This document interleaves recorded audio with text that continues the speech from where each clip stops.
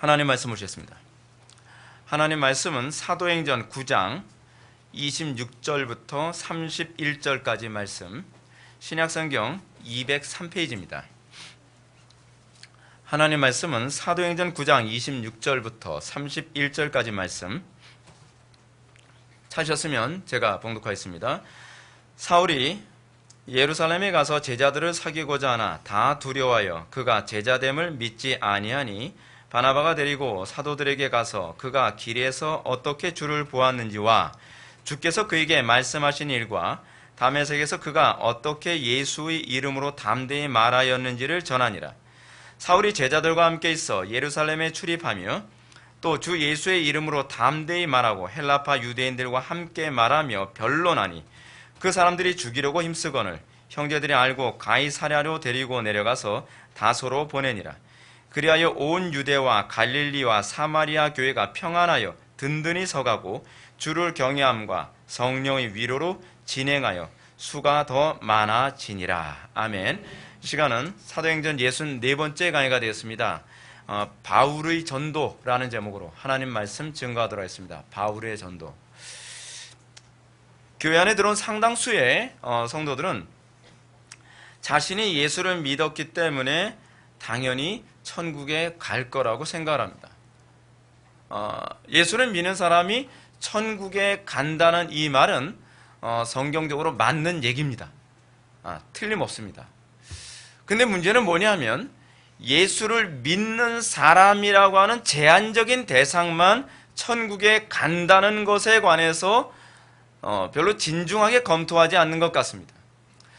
예수 믿는 사람이 천국에 가는 건 맞지만 내가 그 예수 믿는 사람의 그 범주 안에 들어가느냐에 관한 문제는 별개의 문제입니다.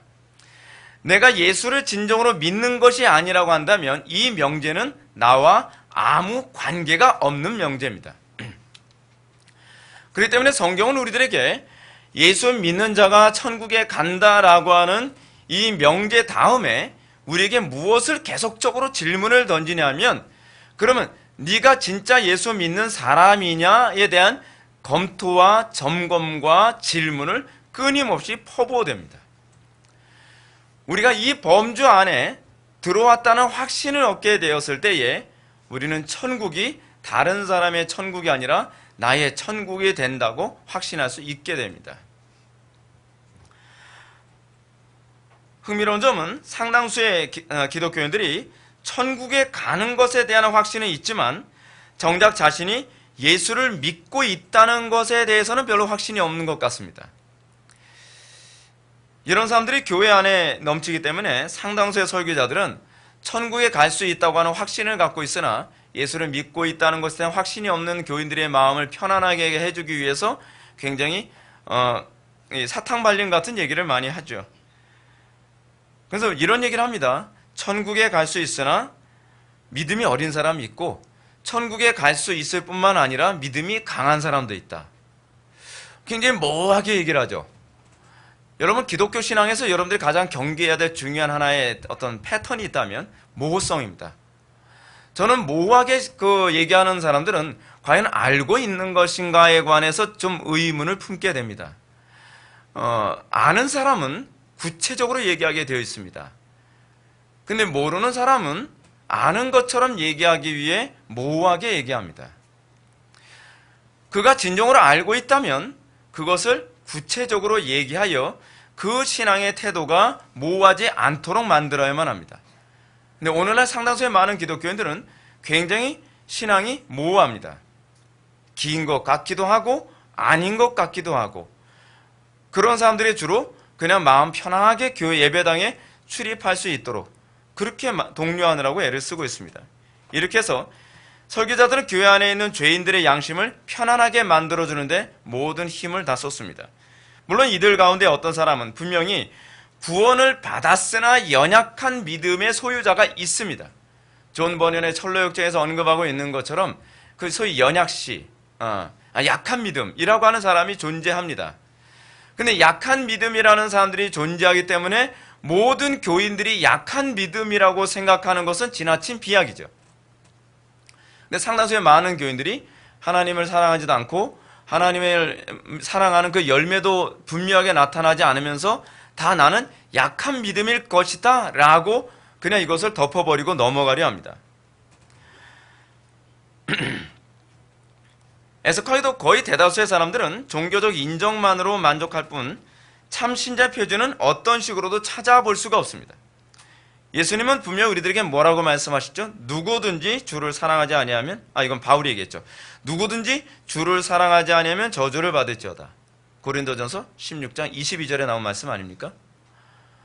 주를 사랑한다고 하는 분명한 명백한 외적인 증거나 내적인 어떤 활동성도 나에게 없음에도 불구하고 우리는 구원을 쉽게 점치고 구원이 있다고 쉽게 확신하려 합니다.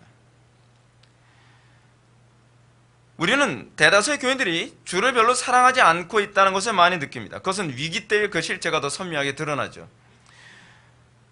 그러면서도 자기 자신은 저주를 받지 않을 것이라고 쉽게 단정 짓습니다. 그렇게 믿고 싶어 하죠.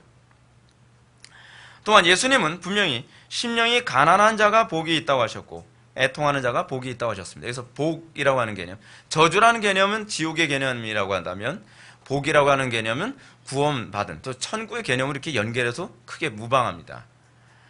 그런데 예수님은 어떤 사람이 천국 간다고 말씀하셨죠? 심령이 가난한 자 또는 애통한 자라고 말씀하셨습니다.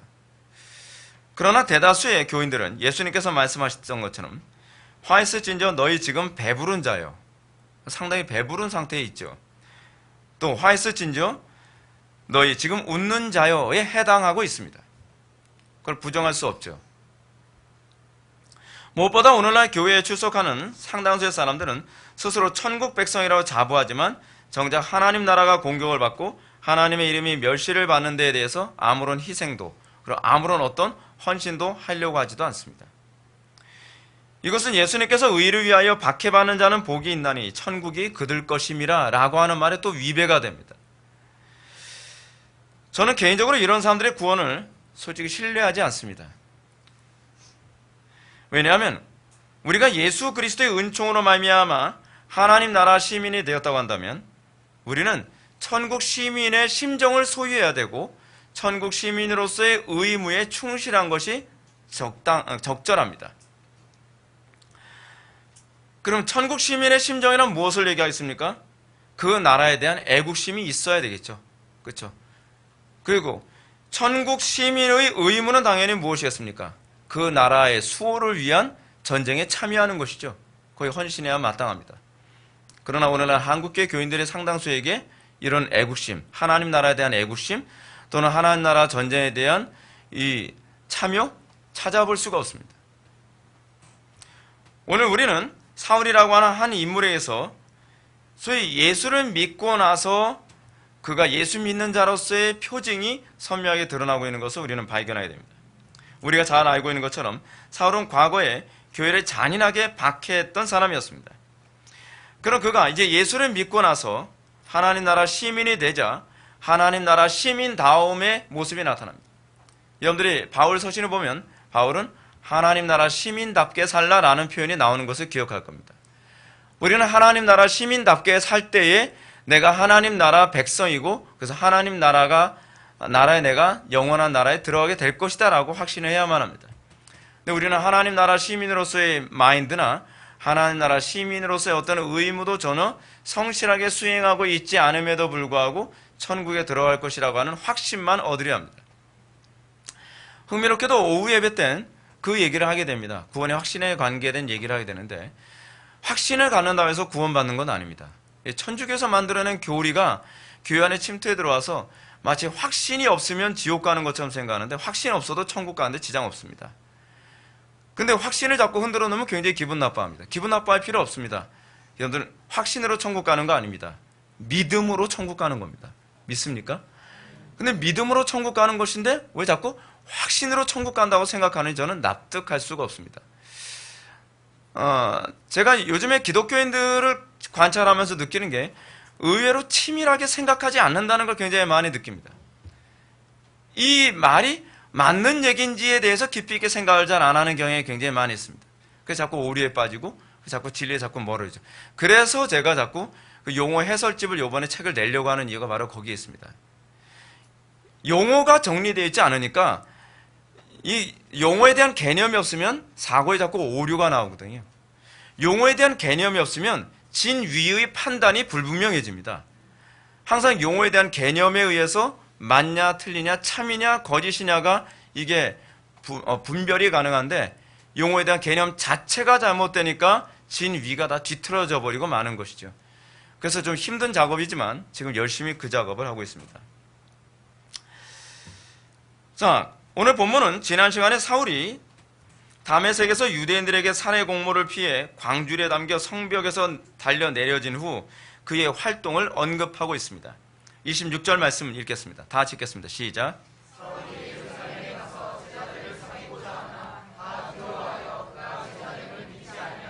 아멘. 사울이 유대인들의 박해를 피해서 도망간 곳은 예루살렘이었습니다. 그가 굳이 예루살렘으로 가게 된 이유를 누가는 이렇게 얘기합니다. 제자들을 사귀고자 했다라고 얘기합니다.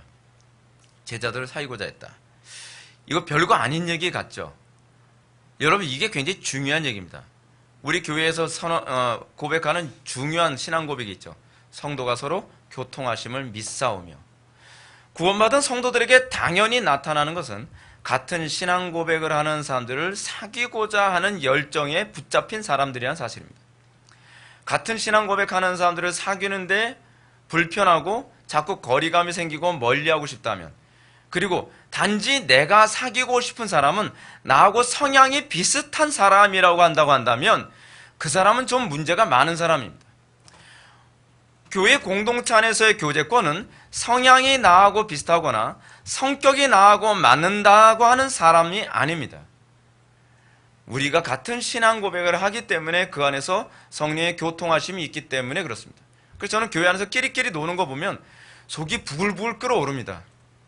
끼리끼리 논다는 것 자체부터가 성향 따라서 교통을 하고 있다는 거잖아요. 우리가 같은 신앙 고백 안에 있다고 한다면 우리는 어린아이들하고도 교통이 가능해야 되거든요. 근데 왠지 나는 저 사람한테 끌려요. 내 마음이.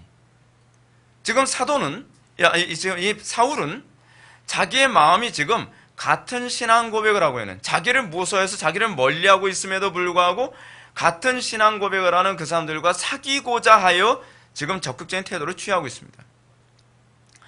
이런 바울의 태도는 구원을 받아서 그리스도의 몸에 접붙여진 사람들의 공통적인 태도입니다. 내가 구원받은 사람인가 아닌가를 점검하는 중요한 시금석 중에 하나는 나는 누구와 교통하는 것을 기뻐하는가에 관한 문제입니다. 많은 사람들이 기독교 신앙을 마치 수양이라고 생각하는 경향이 많이 있습니다. 그래서 좋은 설교 많이 듣고 굳이 예배당에 출석 안 해도 좋은 설교 많이 듣고 나 혼자 착하게 살고 수양하면 된다고 생각하는 경향이 많이 있습니다. 그렇지 않습니다. 기독교는 수양의 종교가 아닙니다. 은혜의 종교입니다. 아무리 교회가 타락하고 아무리 신앙 고백을 하는 신자를 만나기 어려운 시대라 하더라도 이렇게 교회에 출석하지 않고 나 혼자 수양한다는 신앙의 태도는 불가능합니다. 그건 가짜입니다. 왜 이렇게 직선적으로 가짜라고 얘기할 수 있을까요? 이유는 여기에 있습니다. 신자는 혼자서 독립적으로 존재하는 객체로 구원받은 것이 아닙니다.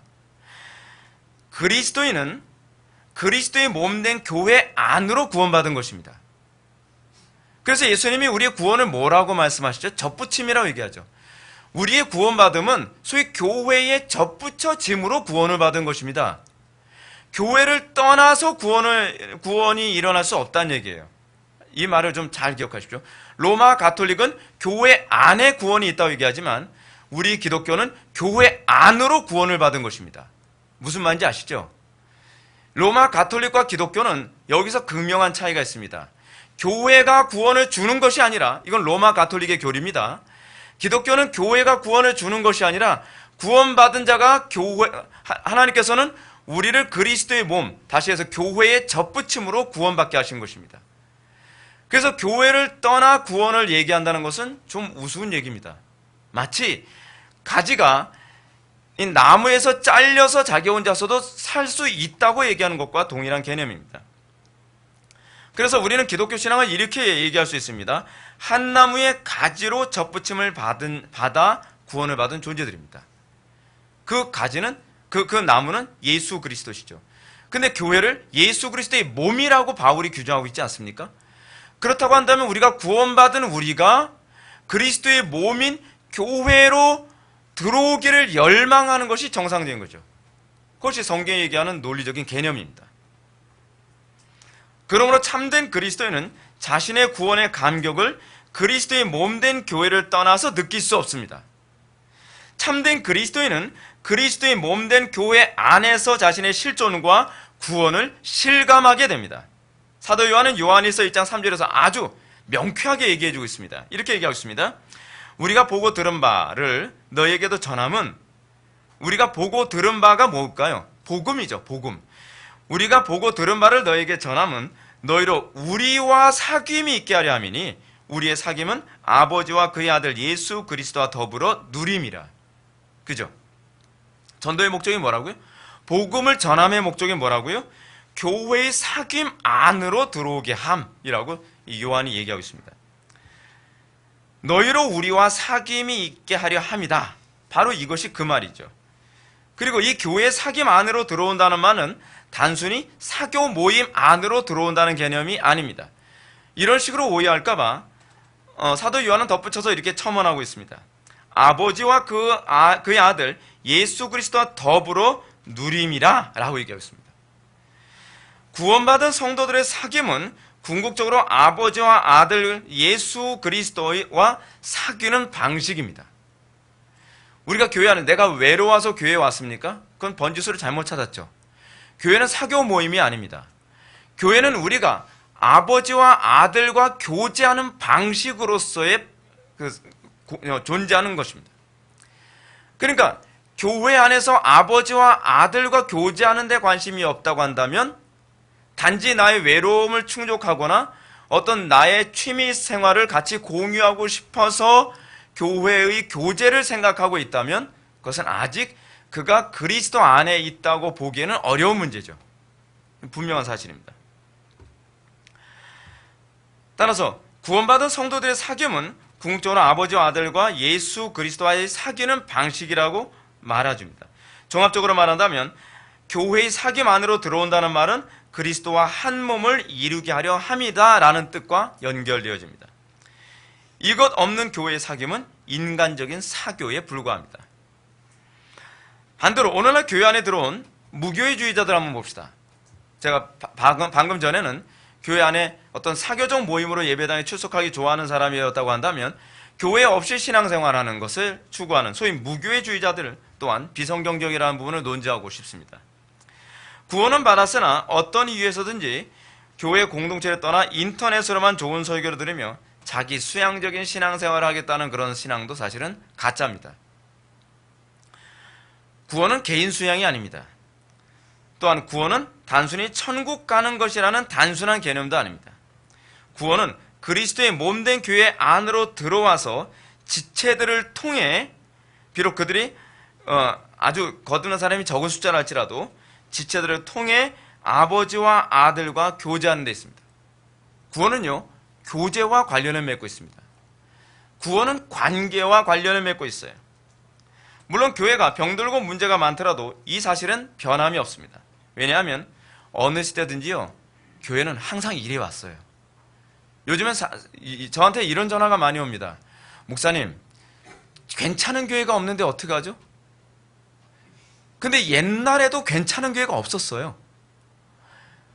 가톨릭 때 만만치 않았죠. 그리고 부흥기 때도 만만치 않았어요. 부흥 이전엔요, 정말 괜찮은 교회 없었습니다. 어느 시대나 괜찮은 교회는 없었어요.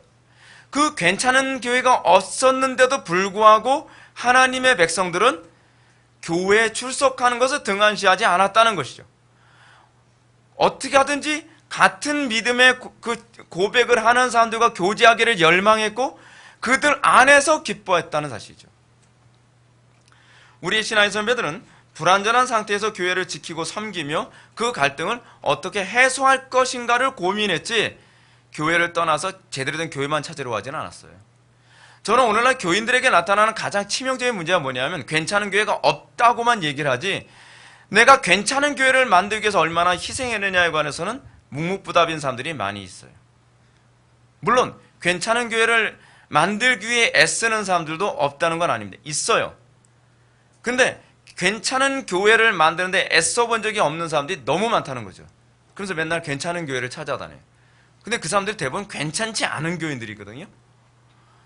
그래서 괜찮은 교회에 와서 괜찮은 교회를 괜찮지 않은 교회로 만들고 돌아다녀요. 그러니까 이게 굉장히 심각한 문제, 자기 모순에 빠져 있는 거죠. 괜찮지 않은 교회를 누가 만들었는데요? 그렇잖아요. 그러니까 문제는 내가 어떤 존재인지 잘 모르는 게 문제예요. 하여간 이런 이 성경의 가르침이 사울에게서도 잘 나타납니다. 사울은 자신을 경계하고 아직은 이 환영받지 않는 자기 자신을 환영해 달라고, 자기가 적응하기 위해서 그 그리스도인의 모임에 찾아갑니다. 본문 말씀을 보면 바울은 제자들을 사귀고자 하나 다 두려워했다고 합니다. 그 이유는 그가 제자됨을 믿지 못했기 때문이라는 것이죠. 근데 그러니까 사울은 굳이 그런데도 불구하고 그런 예수 믿는 사람들의 모임에 가겠다는 거예요. 들어가고 싶다는 거예요. 이게 정상이죠. 예. 무교주의가 정상이 아니라 어떻게 하든지 그 같은 신앙 고백하는 그 공동체 안에 들어가기를 열망하는 것이 정상적인 신앙이죠. 자, 그런데 이런 상황에서 사울이 다른 그리스도인들과 한 몸으로 연합되는데 큰 역할을 하는 한 인물이 있습니다. 그 이름은 바로 바나바입니다. 물론 그는 이미 사자에서 자기 재산을 팔아서 사도들의 발 앞에 두었던 사람이었습니다. 사도행전 4장 36절에 의하면 그의 이름 바나바는 번역하면 위로의 아들이다 라고 이렇게 번역하고 있습니다. 위로의 아들, 맨날 위로만 하는 사람이라고 생각하면 곤란하죠. 위로의 아들이라고 하는 이 부분을 NIV 성경에서는 이렇게 번역하고 있습니다. Son of encouragement라고 이렇게 번역하고 있습니다. encouragement가 뭐죠? 격려한다는 얘기죠. 격려하는 아들, 뭐 그렇게 이제 번역할 수 있죠. 근데 그 이름을 누가 지어줬어요? 사도들이 지어줬다 얘기해요. 그러니까 사도들이 볼 때 이 사람은 정말 남들에게 없는 탁월한 은사를 가진 사람인 거예요. 저는 우리 교회도 바나바가 좀 많이 있었으면 좋겠어요. 바나바 2, 3, 4 바나바 같은 사람 좀 많이 있었으면 좋겠습니다. 바나바 같은 사람이 한 사람 통해서요 사실 초대교회가 단단해진 거거든요. 바나바는요 굉장히 대단한 사람입니다. 저는 이 여러분 바나바도 사도인 거 알고 계시죠? 바나바도 사도입니다. 근데 이 바나바 같은 사람을 통해서 사도권이 굉장히 더 강력해져요. 이 교제권이요. 바나바는 그의 이름처럼 교회에서 일어나는 갈등과 상처 그리고 공동체의 재정적인 부족함까지 채워주는 역할을 했습니다. 그는 교회 문제 때문에 회피하는 사람이 아니었습니다. 그는 교회 문제를 보고 적극적으로 자기를 희생하며 거룩한 제사장적 삶을 살아가는데 조금도 주저하지 않았던 사람이었습니다. 무엇보다 그의 제사장적 헌신 가운데 가장 위대한 일은 자칫 교회 공동체로부터 소외당할 수 있는 사울을 공동체 일원으로 들어오도록 연합되도록 만드는데 한 몫을 했다는 것입니다. 소위 바나바 아니었으면 이 사울이 이 공동체 안에 들어온다는 것은 사실은 또 미지수였습니다. 바나바는 남들이 꺼려하고 두려워하며 거북하게 여기는 사울에게 친절히 다가가 그를 품어주고 공동체 안으로 적응하도록 도와준 사람입니다. 그래서 교회 안에 이런 사역하는 사람 있죠. 바나바 사역 해가지고 바나바 같지도 않은데 바나바 비스무리하지도 않은 사람을 바나바 사역해서 뭐 새신자들 오면은 바나바 사역해서 새신자 적응 잘하게 만들어주고, 바나바가 그런 사람이 아니에요, 여러분. 바나바를 너무 잘못 알고 있어요. 상당수의 교회들은 바나바의 이런 모습을 이역해서 오해해가지고 자꾸 바나바 사역이라고 하는 이상한 말을 자꾸 만드는데, 여러분, 이렇게 외부에서 누가 새로 왔을 때 쉽게 적응하게 만들어주는 사람이 바나바가 아닙니다. 바나바는요, 자칫 우리가 소위 바나바 사역이라고 하는 이런 것이 교회 안에 들어오게 되면 어떤 문제가 발생하냐면, 교회 안에 늑대나 이리가 마음 놓고 들어올 수 있는 문을 열어주는 어떤 동기가 돼버려요. 여러분, 교회는 두 가지 역할을 해야만 합니다. 한쪽으로는 거룩을 확산시키고, 한쪽으로는 부정이 들어오지 못하도록 막는 역할을 하는 것이 교회의 하나의 역할입니다. 근데 그 기능을 이 바나바 사역이 다 무너뜨려 버리는 거죠. 오늘날 소위 바나바 사역한다는 사람들 통해서요, 교회 안에 누룩이 마구잡이로 들어오고 교회 안에 소위 트로이 목마가 마구잡이로 들어옵니다. 그래서 교회 안에 그런 사람 딱 들어오고 나면 교회가 아수라장 나버리고 마는 거예요. 오늘날 교회는 늑대나 이리가 잘 적응하기 좋은 구조이지 양들이 적응하기 좋은 구조가 아닙니다. 양들이 숨죽이면서 살고 있어요. 교회 안에 늑대나 이리들이 우글우글 해가지고 말 한마디 잘못했다가는 늑대나 이리한테 물어뜯겨 죽게 생긴 거예요. 근데 그걸 막아줘야 되거든요. 목자가 하는 일이 뭐예요? 문 활짝 열어서 야, 일단은 우리 안에 다 채워놓고서 보자 해가지고 늑대나 이리 다 채워놓고 난 다음에 그 다음에 속가냅니까? 아니, 목자가 양하고 늑대하고 이리를 구분 못하면 어떻게 할 거예요? 근데 교회 안에 양하고 늑대하고 이리가 바글바글 해놓고 나서 외부적으로 뭐라 얘기해요? 우리 교회 교인 많다는 거예요. 근데 그 교회 들어보면 양이 있는 것이 아니라 양들은 벌써 다 잡아먹었어요. 늑대나 이리들로 가득해요. 그러니까 늑대나 이리들이 양을 다 잡아먹어가지고 양들이 그 교회에서 버티지 못해서 다 뛰쳐나가잖아요. 소위 그 교회 안에서도 그냥 눈은 다 생명력을 상실한 상태로 그냥 있고요. 이게 교회가 뭔지를 몰라서 그래요. 교회론이 무너지다 보니까 이게 교회가 양들의 이 울타리가 아니라 늑대들의 이 잔치상이 돼버리고 말았죠. 그게 이제 심각한 문제입니다. 27절 말씀해 보면 바나바는 결코 그렇지 않았다는 걸 잘 보여야 되는데요.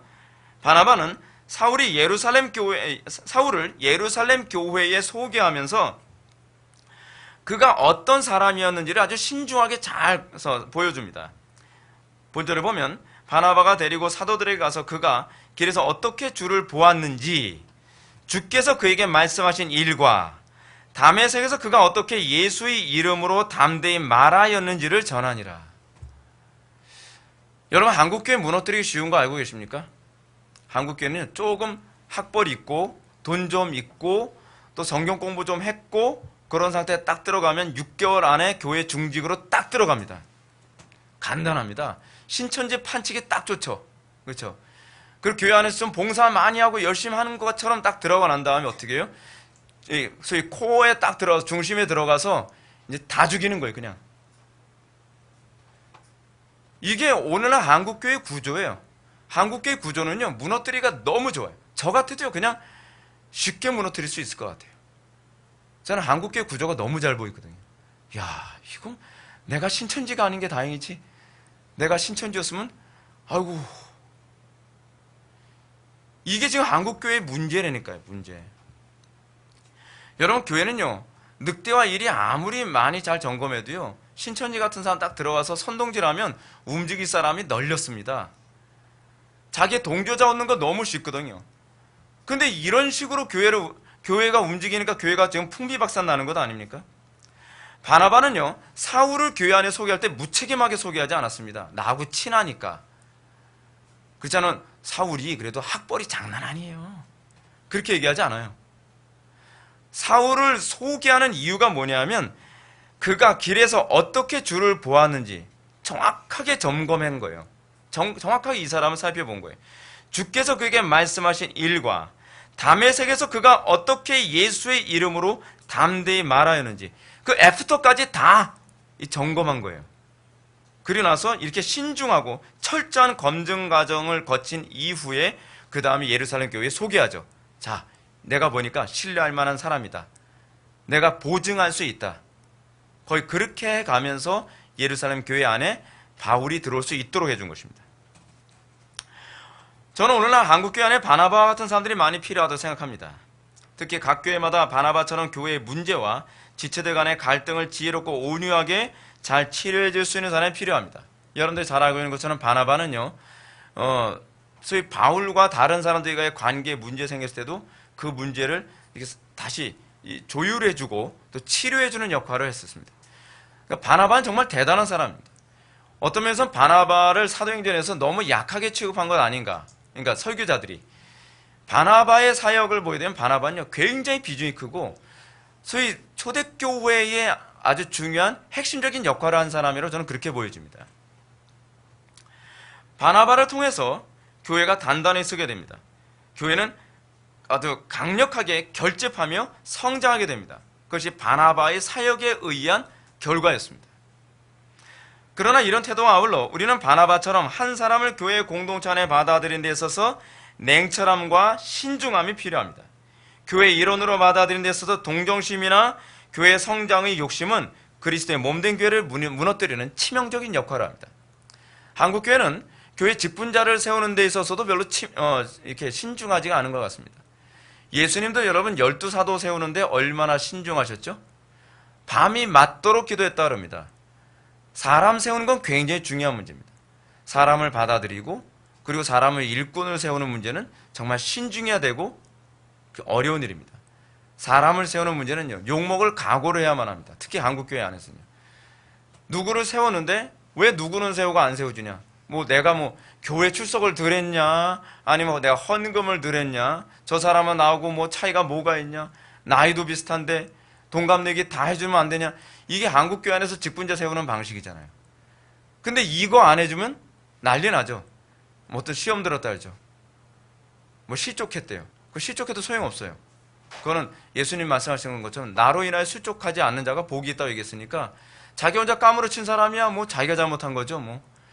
근데 목회자가 사실은 이 각오, 이 어떤 오해받을 각오하고 돌맞을 각오하면서 사람을 세우는 거예요. 사람 세우는 거 쉽지 않습니다. 시기심 다 염두에 두고 세워야 되는 것이죠. 실제로 교회사를 보면 사람 하나를 잘못 세우는 문제에 있어서 얼마나 우리의 신화의 선배들이 신중했는지 알 수 있습니다. 그리고 그렇게 신중하게 사람들을 세웠어도 교회 안에서 이단 나왔고요. 그리고 분열됐고요. 타락하는 일도 생겼습니다. 그렇게 했어도 이걸 막을 수가 없는 거예요. 그런데 오늘날 이 시대 교회는 교회 성장이라는 욕심, 한 명이라도 더 천국 보내야 한다는 이 비신학적인 동정심으로 교회를 풍비박산 만들고 말았습니다. 신앙 고백 없이 신자가 되고 교회 중직자가 되고 이제는 목사까지 되는 현상까지 나와서 목사가 이제는 곳곳에 돌아다니면서 동성애를 찬성하고 돌아다니고 목사가 돌아다니면서 다른 종교하고 통합해야 된다고 얘기하고 있고 목사가 자기 교회 목회하는 교회 앞에다가 부처님 탄신을 축하합니다라고 아무렇지도 않게 써붙이는 그런 일이 비일비재하게 일어나고 있죠. 여러분 이게 어떻게 가능하죠? 이거 교회 안에 사람들을 교회 일원들을 받아들이는 데서 신중하지 않은 결과가 이제는 그렇게까지 간 겁니다. 그런 사람들 중에서 총회장이 나오고요. 그런 사람들 중에서 신학자가 나오고 그러는 거죠. 그래서 한국교회를 쑥대밭 만들고 있습니다. 하나님의 이름이 곳곳에 멸시의 대상이 되었고 교회가 세상에서 복의 근원이 아니라 어둠과 재앙의 근원이 되고 말았습니다. 이젠 급기야 교회가 스스로 이 자기 목에 칼을 대는 일을 서슴지 않고 합니다. 종교 통합이 그거 아닙니까? 사도 바울이 적은 누룩이 온 동에 퍼지느니라 라고 지적한 것처럼 누룩을 품은 한 사람을 가볍게 수용하는 것이 얼마나 두려운 일인지를 알아야만 합니다. 아무것도 아닌 것처럼 지금은 아무것도 아닌 것처럼 보이지만 종국에는 그 누룩 하나가 온 빵덩어리를 다 부풀리고 말 것입니다. 사실 미국의 프린스턴 신학교가 무너지게 된 이유도 신학자 한 명을 잘못 받아들여 놔서 프린스턴 신학교가 완전히 좌경화되어 버린 거거든요. 아무튼 이렇게 바나바의 적극적인 헌신의 결과로 사울은 비로소 공적으로 기독교 공동체 안에 들어오게 됩니다. 28절 다 같이 읽겠습니다. 시작. 그렇습니다. 사울은 이제 제자들과 함께 그리스도의 몸 지체로 살 수 있게 되었습니다. 그는 공동체 지체로서 이제는 예루살렘에 출입할 수 있게 됐습니다. 그러나 사울이 이렇게 교회의 일원이 된 것으로 모든 것이 다 끝난 것은 아닙니다. 사울은 제자들과 교회의 일원이 된 것만이 아니라 제자들과 함께 이제 뭘 수행합니까? 거룩한 전쟁에, 하나님 나라 전쟁에 몸을 투여하기 시작합니다. 29절 말씀 보면 또 주 예수의 이름으로 담대히 말하고 헬라파 유대인들과 함께 말하며 변론하니 그 사람들이 죽이려고 힘쓰거늘. 바울은 오늘날 우리가 흔히 보는 기독교인 같은 태도를 견지하지 않습니다. 교회 안에 들어왔으니까 이제는 편하게 나 혼자 신앙생활 잘하면 되겠다. 교제권, 재미있게 놀고 그러면서 교회에서 행복만 누리면 되겠지. 그렇게 생각하지 않았습니다. 그는 구원을 받고 교회의 일원이 된 그 시점부터 같은 신앙의 동료들과 고난받는 자리에 동참했습니다. 그는 다른 동료 신자들이 거룩한 전쟁을 수행하는 것을 관망만 하는 태도로 만족하지 않았습니다. 사울은 하나님 나라 시민이 됨과 동시에 하나님 나라 군사로 싸우는 군사로서의 삶을 살았습니다. 이것은 사울 한 개인에게만 해당되는 특별한 케이스가 아닙니다. 사울은 특별한 존재니까 아니요. 이건 모든 그리스도인들에게 요구되는 것입니다. 그래서 사도 바울은 디모데에게 그렇게 얘기하죠. 군사로서의 삶을 살라고요. 디모데후서 2장 3절부터 4절은 이렇게 기록하고 있습니다. 내가 그리스도 예수의 좋은 군사로 나와 함께 고난을 받았으니 군사로 다니는 자는 자기 생활에 얽매이는 자가 하나도 없나니 이는 군사는 모집한 자를 기쁘게 하려 함이라. 예수를 믿으면 뭘 의미합니까? 이제는 군사로서의 삶으로 소위 징병됐다고 바울은 그렇게 이해하고 있는 겁니다. 예수 믿었으니까 이젠 천국 갈 날만 기다려라가 아닙니다. 이제 예수 믿었으니까 이젠 하나님 나라 시민답게 하나님 나라 군사로서 삶을 살아라 라고 바울은 그렇게 얘기하고 있습니다. 따라서 바울은 하나님 나라 시민으로 구원받는 그 순간부터 주 예수의 이름으로 담대히 말하고 헬라파 유대인들과 함께 변론하는 일에 헌신했습니다. 여기서 사울이 헬라파 유대인들과 함께 말하며 변론하니 라고 한 부분을 잘 살펴봐야만 합니다. NIV 성경은 이렇게 번역했습니다. He talked and debated with the Hellenistic Jews라고 얘기합니다. 이게 무슨 얘기냐면 그가 헬라파 유대인들과 함께 대화를 나누고 talk 했어요. 그리고 토론했어요. 이 토론이라는 단어를 debate라고 이렇게 번역을 했습니다. NIV 성경에서는요. debate 논쟁이죠. 논쟁. 크게 다르진 않습니다. 이 부분은 사울의 전도가 어떤 것이었는지를 잘 보여줍니다. 사울은 소위 전도라는 데 있어서 단지 그냥 사람들 귀에 듣기 좋은 소리로 우리 교회 한번 와봐. 우리 교회 오면 빵도 줘. 소위 라이스 크리스찬을 만들듯이 그렇게 전도하지 않았습니다. 우리 교회 오면 드라이 줘. 그게 아니에요. 우리 교회는 수영장이 있고 우리 교회는 뭐가 있고 그런 식으로 소위 사람들을 현혹하듯이 전도하지 않았습니다. 아주 본질적인 얘기라는 거예요. 본질적인 얘기. 복음을 전하고 복음을 설명해주고 그 복음 때문에 때로는 디베이트하는 것조차도 주저하지 않았던 것. 그것이 사울이 전도한 전도의 방식이고 오늘날 우리가 또한 배우고 본받아야 할 전도의 방식이기도 합니다. 이런 사울의 전도 속에서 우리는 그의 전도가 오늘날 우리가 생각하는 것처럼 어떤 이 사형리 같은 거 살짝 전하고 나서 공격받을까봐 싹 피하는 그런 식의 전도가 아니라는 것을 알 수 있죠.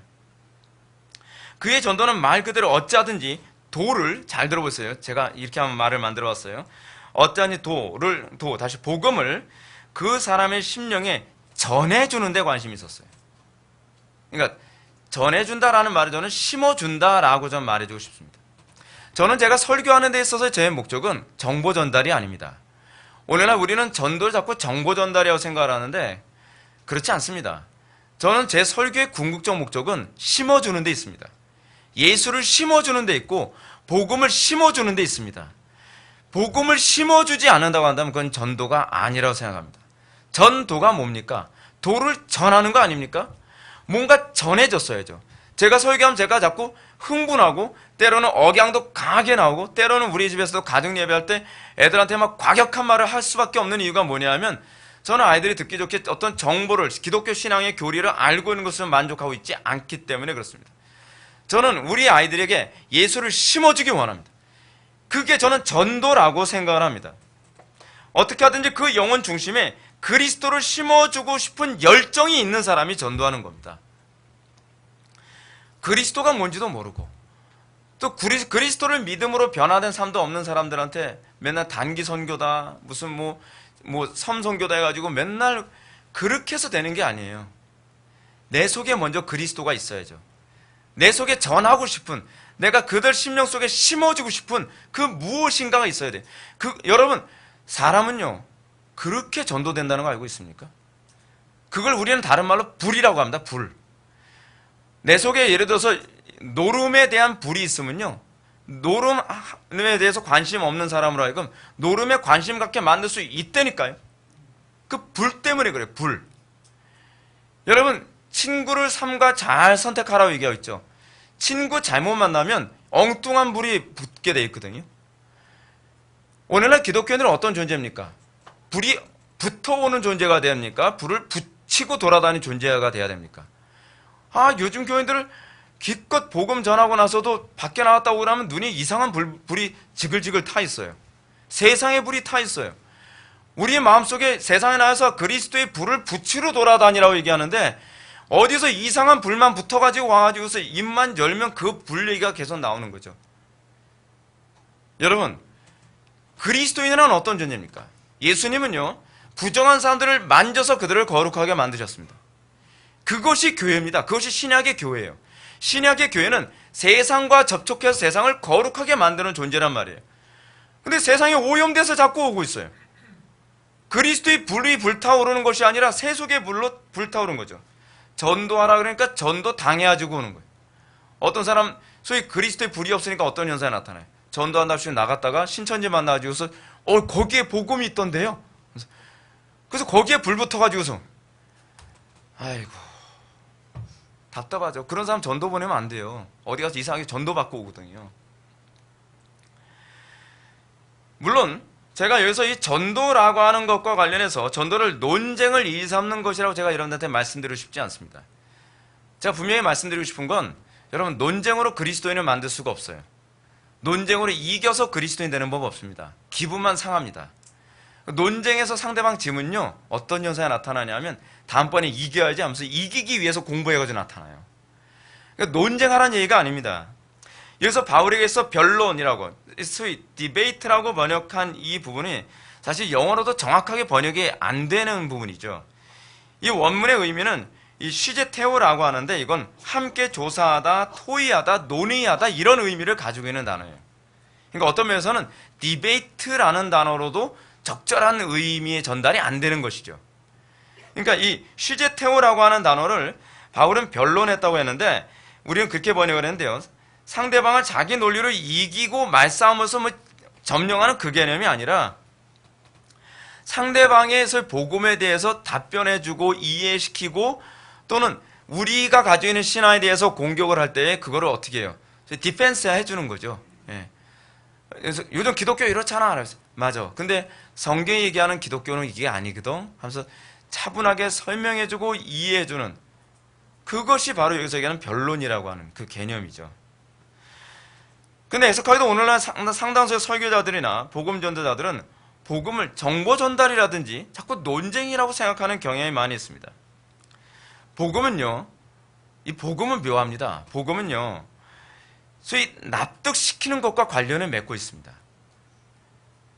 소위 우리는 주변 사람들한테 무조건 믿어 그러잖아요.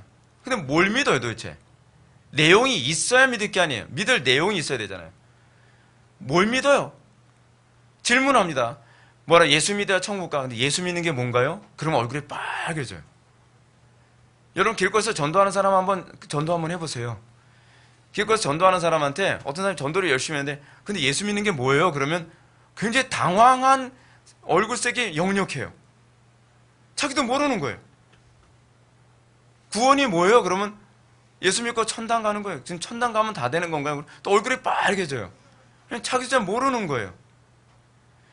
그러니까 내가 예수 믿는 게 뭔지를 모르면서 예수를 믿게 한다는 것 자체가 모순 아닌가요?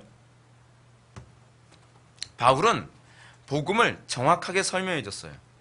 그리고 그것에 대해서 질문하면 답변해주고 오해하면 오해를 풀어주고, 특히 오늘날 기독교에서 복음 전도에서는요, 오해를 풀어주는 일이 굉장히 중요합니다. 왜냐하면 복음이 굉장히 왜곡되어 있거든요. 근데 우리는 복음에 대해서 전혀 알지도 못하면서 복음을 전한다라고 얘기한단 말이에요. 여러분, 오늘날 우리가 복음을 전하는데 우리는 먼저 복음에 대한 분명한 이해가 있어야만 합니다. 그래서 베드로가 얘기하잖아요. 너희 안에 있는 소망의 이유를 묻는 자들에게 뭐 하라고요? 답변할 걸 미리 준비하라 그랬잖아요. 소위 바울이 얘기하는 소위 이 디베이트, 변론이라는 개념은 논쟁한다는 개념이 아니에요. 이거는 그들에게 잘 설명해주고 어떻게 해요? 논의하고 때로는 그들과 토의하는 식의 개념이 나와 있는 거죠. 중요한 건 이겁니다. 우리가 복음에 대한 효력을 느꼈다면 우리는 그것이 가능합니다. 여러분들 예수 믿은 지 얼마 안 돼도요. 여러분, 약에 대해서 여러분들 예를 들어서 어떤 약을 먹고 효과를 봤다고 칩시다. 그랬을 때 여러분들은 제약회사 그 사람들처럼 약에 대해서 효능을 설명해 주겠습니까? 아니죠. 나 약 먹고 이렇게 나았어. 약 먹으니까 이런 부작용 없어지고 이랬더라. 의사 선생님이 꼭 약 얘기할 때 불편해요. 근데 여러분, 그것만큼 좋은 전도가 어디 있어요? 근데 문제는 뭐냐면 복음이라고 하는 약, 신약과 구약이라는 약을 제대로 먹어본 적이 없으니까 이거를 자꾸 신학자처럼 설명하려고 들어요. 신학자처럼 설명해서 여러분 절대로 복음을 좋아하지 않습니다. 내가 만난 그리스도, 그 그리스도께서 나를 어떻게 변화시키셨고 나에게 어떠한 경건의 능력과 효력이 나타나는지 얘기했을 때 사람들이 거기서 반응이 있는 거죠. 그리고 여러분 그렇게 되면 어떡합니까? 복음을 강요하고 싶은 마음까지 막 생기잖아요. 근데 우리는 그런 마음이 없죠. 복음을 위해서 핍박받는 건 고사하고 복음을 전하고 싶은 의욕도 별로 안 생기는 거예요. 왜냐하면 내가 효과가 없었거든요. 여러분, 바울은 이 복음에 대한 분명한 효력을 이 사람은 경험했습니다. 그래서 복음을 전하는 가운데에 핍박까지도 감수하게 된 것입니다. 주님이 이렇게 핍박받으면서도 복음을 전파하게 되는 본성을 갖게 된 사람이 소위 복을 받은 사람이라고 얘기하는 거 여러분 알고 계십니까? 예수님이 이렇게 말씀하셨습니다. 나로 말미암아라고 하는 얘기는 복음으로 말미암아라는 말과 동의어입니다. 나로 말미암아 너희를 욕하고 박해하고 거짓으로 너희를 거슬려 모든 악한 말을 할 때에는 너에게 복이 있나니 기뻐하고 즐거워하라. 하늘에서 너희 상이 큼이라. 너희 전에 있던 선지자들도 이같이 박해하였느니라. 복음 때문에. 왜 우리는 박해를 받으면서도 미움 받아가면서도 욕먹으면서도 복음을 이렇게 저항을 받아가면서 복음을 전하고 싶죠? 우리는 그 비밀을 아니까. 우리는 그 효력을 경험해 봤으니까. 사울에게 이 모습이 그대로 나타납니다. 사울이 이렇게 복음을 전함으로 말미암아 사람들이 죽이려 했다라고 합니다. 사울이 만약 오늘날 우리가 흔히 보는 것처럼 그 기독교는 정보 전달해서 여러분 이렇게까지 미움 안 받습니다. 그렇죠? 바울은 정보 전달자가 아니었습니다. 복음 전달자였습니다. 문제는 사울의 전도가 사람들의 심령을 바꿀 만큼 위협적이었다는 것이 문제입니다. 그래서 죽이고 싶은 겁니다. 사단은 어떤 사람을 죽이고 싶을까요? 치명적이고 위협적인 존재를 죽이고 싶겠죠. 사단은 여러분들을 안 죽이고 싶겠죠. 왜 그럴까요? 별로 치명적이지 않거든요. 오늘날 기독교인들의 가장 치명적인 위기는 치명적이지 않다는 겁니다. 제가 이 많은 그 이단들을 볼 때마다 제가 매번 느끼는 게 뭐냐면 치명적입니다. 그들은 기독교 복음의 아주 치명적인 부분을 공격합니다. 영적이죠. 근데 우리는 세상과 싸운 데서 치명적인 부분을 공격할 줄 모릅니다. 비영적이죠. 비영적이에요. 사도 바울이 이렇게 치명적이었기 때문에 사람들이 바울을 죽이고 싶었던 것입니다. 그래서 30절을 보면 형제들이 알고 가이사랴로 데리고 내려가서 다소로 보내니라 라고 얘기합니다. 사랑하는 성도 여러분, 오늘날 기독교는 위기 최고의 상태에 지금 봉착해 있습니다. 오늘날 기독교의 가장 위기는 세상에서 치명적이지 않다는 것이 치명적인 위기입니다. 초대교 때서부터 기독교는 항상 세상이 보았을 때 치명적으로 위협적인 존재였습니다. 지금 북한의 기독교는 북한의 체제를 흔들 만큼 치명적이라고 얘기합니다. 그것이 기독교입니다. 그런데 오늘날 우리나라 이 한국교회의 기독교는 전혀 치명적이지 않습니다. 불신자들에게 전혀 위협적이지 않습니다. 마귀에게도 결코 위협적이지가 않습니다. 그것이 오늘날 기독교의 위기입니다. 왜 오늘날 기독교가 그렇게 됐을까요? 그것은 복음됨을 제대로 알지 못한다는 데 있습니다.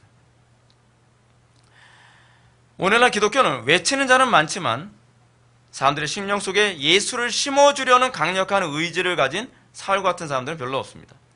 사단의 공격 앞에서도 무기력합니다. 사울처럼 주 예수의 이름을 담대히 말하고 적극적으로 변론하려는 사람들은 찾아볼 수가 없습니다. 주 예수의 이름을 증거하기를 부끄러워하죠. 우리는 어떤 존재입니까? 우리는 선지자로 부름받은 존재입니다. 제가 언젠가 여러분한테 그런 말씀 드렸죠. 나는 이 땅에 살면서 사단이 암에 걸릴 만큼 스트레스 받게 치명적인 존재로 살고 싶다. 네. 여러분들 각자가 사단의 나라에 치명적인 존재로 살아갈 수 있었으면 좋겠습니다. 그러면 다음 세대는 달라질 겁니다. 오늘날 기독교는 다시 시작을 해야만 합니다. 오늘날 기독교는 본질부터 다시 시작을 해야만 합니다. 그래서 우리가 진짜 전하고자 하는 것은 예수 그리스도이다라고 하는 것이 무엇인지 알게 될 때에, 그리고 정말 사람들한테 예수를 심어주고 싶은 뜨거운 열정을 가진 사람들의 모임이 교회가 될 때에 세상은 달라지게 될 것입니다. 기도하시겠습니다. 사랑이 많으신 하나님, 하나님 나라 안에서 우리가 정말 사울처럼 치명적으로 쓰임받기를 원합니다. 어디를 가든지 사단의 권좌를 뿌리부터 흔들어 놓을 수 있는 그런 강력한 군사로 쓰임받기를 원합니다. 우리의 마음속에 그리스도를 세상에 심어주고자 하는 그 뜨거운 열정에 사로잡힌 자가 되게 하여 주시고, 이들을 통하여서 곳곳마다 변화되는 놀라운 승전보를 듣게 하여 주옵소서. 예수님의 거룩하신 이름으로 기도하옵나이다. 아멘. 다